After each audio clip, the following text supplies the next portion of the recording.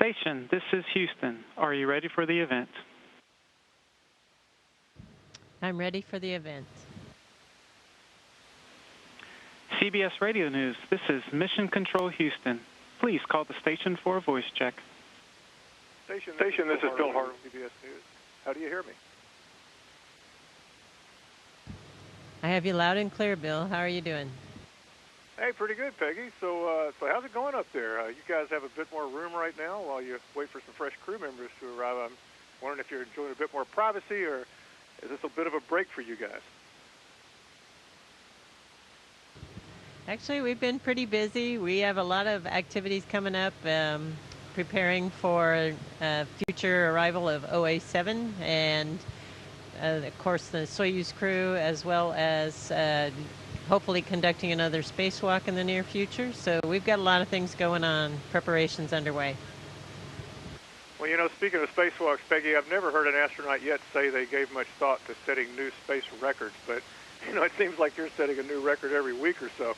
You're now 5th on the list of the most experienced spacewalkers. You're number 1 on that list for female spacewalkers, and you'll move up to number 3 all time if you get to do one more. So the question is, how in the world did a farm girl from Iowa get to do all that?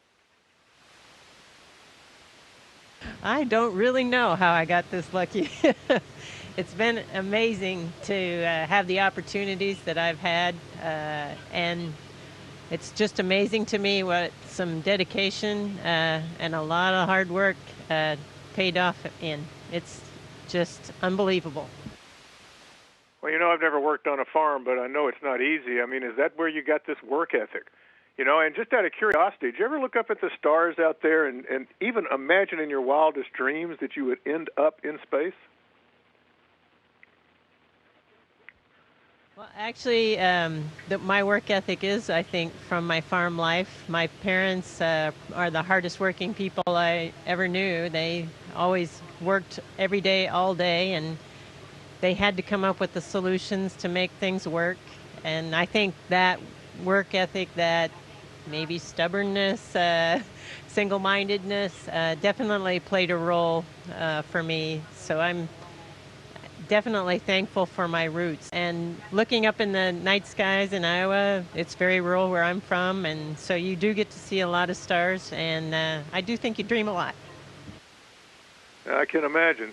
But continuing our theme here, you know, you're 3 station visits now. You're currently 29th in the world in total time and space. On April 24, you'll jump up to number 14, passing Jeff Williams, to become America's most experienced astronaut. I mean, do you view yourself as a role model of any kind for young women, or is that something that maybe is immaterial to you? I don't know that it's immaterial, but it's not something I think about a lot. But I know that the first female astronauts selected were definitely an inspiration to me. And so maybe I will be a role model. Well, I certainly think you would be, for sure. You know, right now, I guess you're expected to come home September 3rd. And if that schedule holds up, you'll move up to, continuing my records thing here, to 7th in the world in cumulative time and space. That's 132 days more than Jeff Williams and 146 days more than Scott Kelly. So I'm guessing your U.S. mark is going to stand for quite a while. I don't know. I hope not. I hope we continue to progress. We want people to continue learning new things about what space does to the human body. It's important for us to understand that and make sure that when we get ready to fly to Mars, that we are ready for what we are going to be exposed to, and hopefully have learned a lot. I mean, we're learning amazing things on the space station now about exercise and how our bones and muscles recover, the effects of fluid shifts on our eyes. We're doing a lot of really interesting science that is definitely going to be a stepping stone, plus all the technology development, you know, for our life support systems, our water reclamation system, urine processing system. All of that is going to play key roles in our future missions. And so I'm really excited about the things that we have going on up here. Just to close out some thoughts about records, you know, one thing about records, no one notices when one male or another moves up or down the list. Does it bother you that people like me still mark these records for women?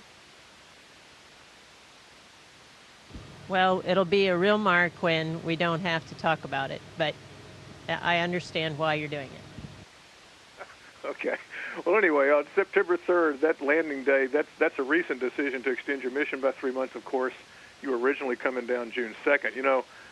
I've thought in the past when missions got extended, it's got to be a little bit tough psychologically to think you're coming home and then all of a sudden you're adding 90 days. I mean, was that an adjustment for you, or is it a case where you wanted to do it so bad that it's not a problem? Well, actually, before I launched, the day before I launched, they said there was a chance this might happen. And my husband and we talked about it, and we decided we were going to have a road to successful happiness. We were going to be happy if I came home in June, and we were going to be happy if I came home in September, because there's so many things that change in what we do up here that you can never count on any one thing, and counting on something will lead to disappointment. So flexible plans for happiness worked out for us for the September option. So we're going to be great. Well, one question I had thinking about all this time in space, I mean, would you fly again if they'd let you? Or does long-term, radiation exposure rule that out, or maybe your husband rules that out? I'd fly again if they'd let me. Okay, well, we'll pass that on to NASA management, I guess. Anyway, the next Soyuz is carrying 2 crew members. And if you'd come home on June 2nd as planned, obviously there'd been a gap between missions this summer. There'd only be 2 people aboard the station, only 1 American. What does it mean to science operations to have you and Jack Fisher on board during that gap as opposed to just 1 person? In other words, what does keeping you up mean for the science on station? Well, it's actually a pretty big deal. We'll be welcoming SpaceX 11, and it's carrying a lot of scientific research on it. Without 2 U.S. crew members up here, we wouldn't be able to grapple the vehicle when it arrives. So this is great for us. It allows us to continue our cargo processing schedule, get not only the science up, but other routine supplies up here. So I think it's important for the program to continue our scientific research primarily, I think, is the main objective. But it allows us to continue, and I think keep the station in a safer situation with 3 of us up here.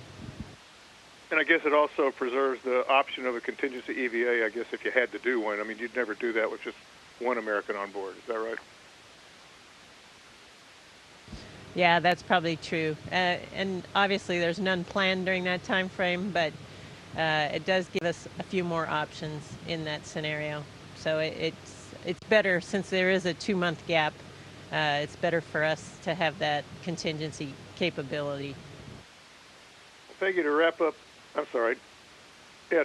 my part of this event, I was just wondering, after all this time in space, what are the top 2 or 3 things? Is it the usual looking out the window? Is it weightlessness? What is it for you, with all of your experience, that you enjoy the most, and what do you miss the most?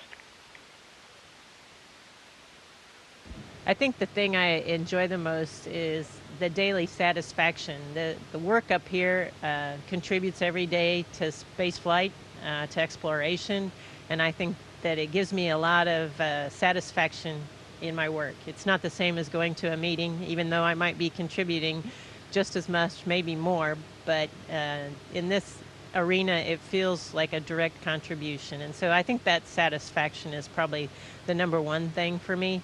I think the reality of living in an environment that is so different, so foreign to what we've grown up with on planet Earth is also very novel and unique, and the very special part of our existence up here in zero gravity.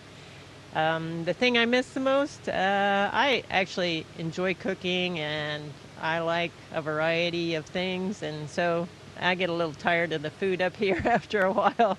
So that's probably the thing I like the least. But they do a great job of trying to get us some variety. And it's great. We have Thomas Pesquet on board, and he has some French cuisine that offers some variety as well as some Russian cuisine. But food is the thing that I miss, cooking actually as much.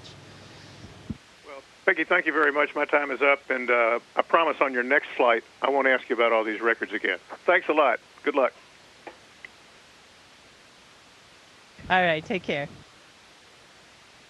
Station, this is Houston ACR. That concludes the CBS radio news portion of the event. Please stand by for a voice check from CNN.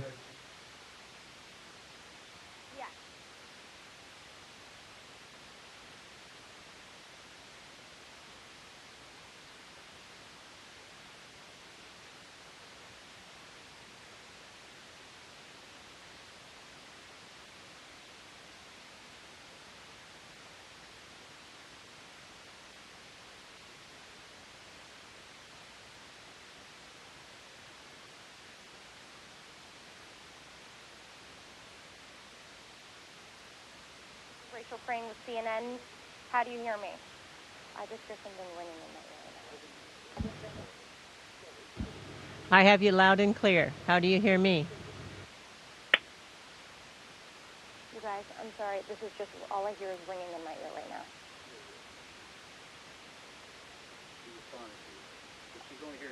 I just hear ringing in my ear.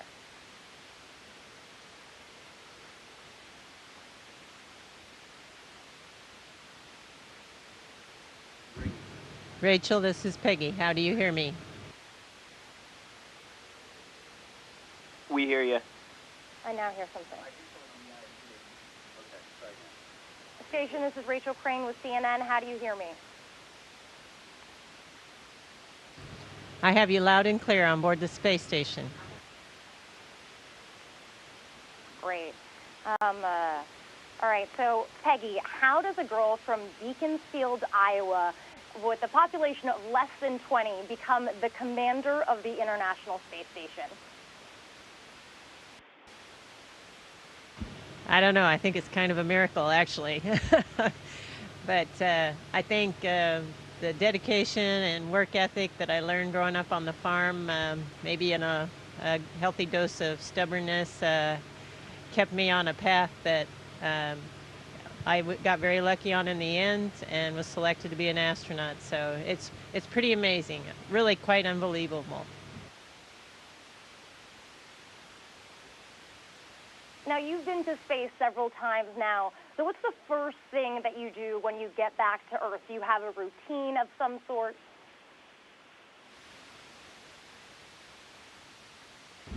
Shower is nice. Up here we have to take just wiped baths with wipes and towels and stuff, and so showers are nice, and food is nice. I like to be able to cook for myself, so food is a nice thing to have when you get back home.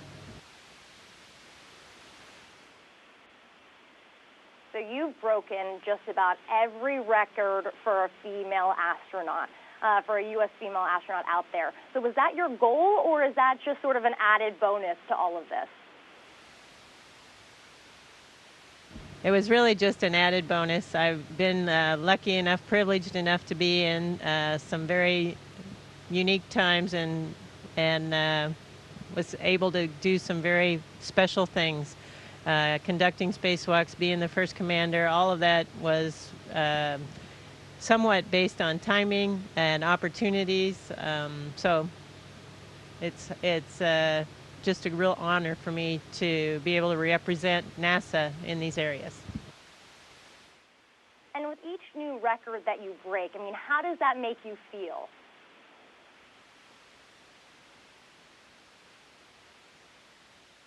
Well, I guess I don't think about the records themselves too much, but it definitely, when I do think about them, I think about all the people that make it possible. There's an incredible number of people at NASA who make it possible.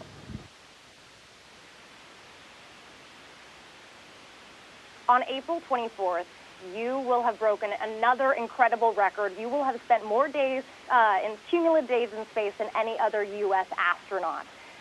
What's the next record for you?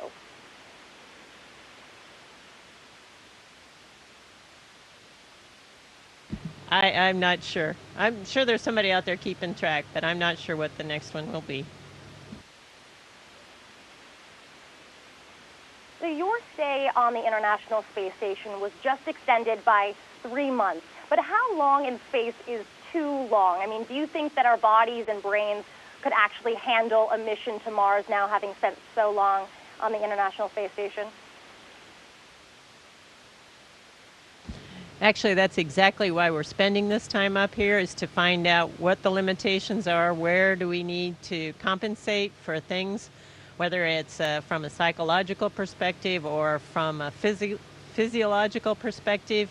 Those are some of the questions that are really key for us that we're trying to learn here on board the space station, so that when we get ready to go to Mars, we will know that we are capable and ready, and it'll just be part of the evolution of getting there.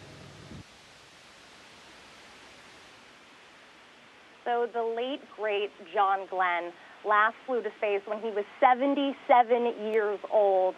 Do you have any indication of if you'll be still flying to space when you're 77, Peggy? If I'm not dead. So then this is not your last mission to space, you say?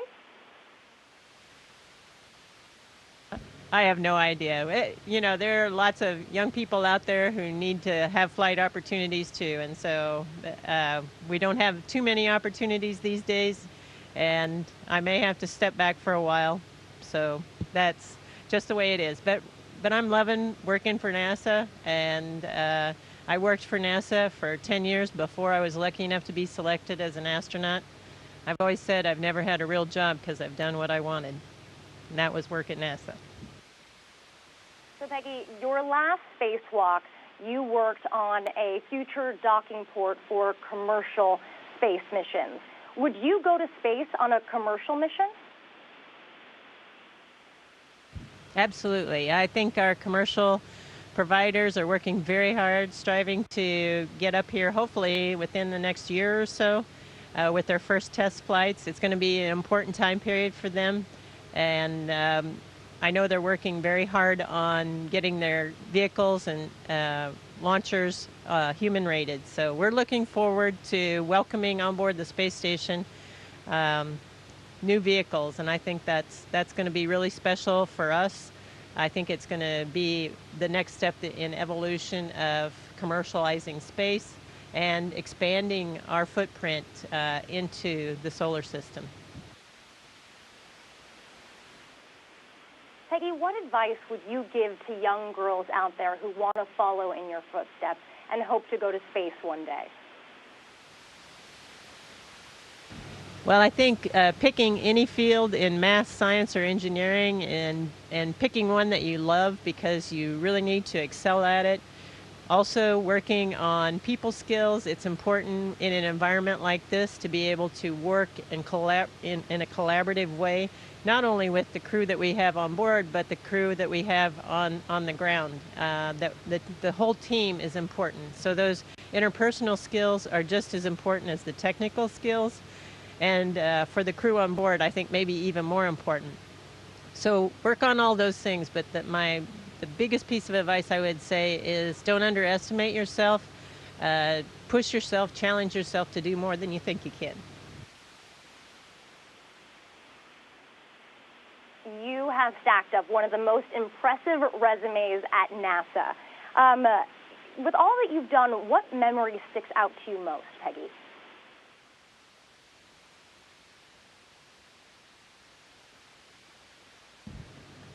Well, other than actual space flight, being in space, I think probably the most challenging and interesting position I've had was being chief of the astronaut office. It was very much a work and collaborating with other organizations at NASA, and I really think it helped me develop a lot as a leader. So I think that was probably, other than spaceflight, my my most satisfying time. And is there any advice that you would like to impart on the people who have already bought tickets to space, commercial tickets to space?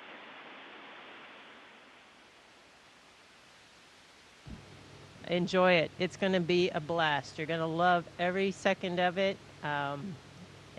Just this whole environment, being able to be in zero gravity and move around at will is just amazing. It's very freeing, and it gives you a whole nother perspective on our planet below.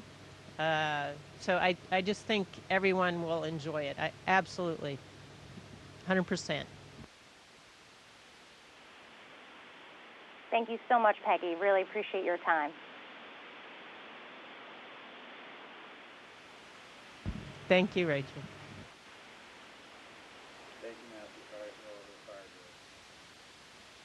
Station, this is Houston ACR. That concludes the event.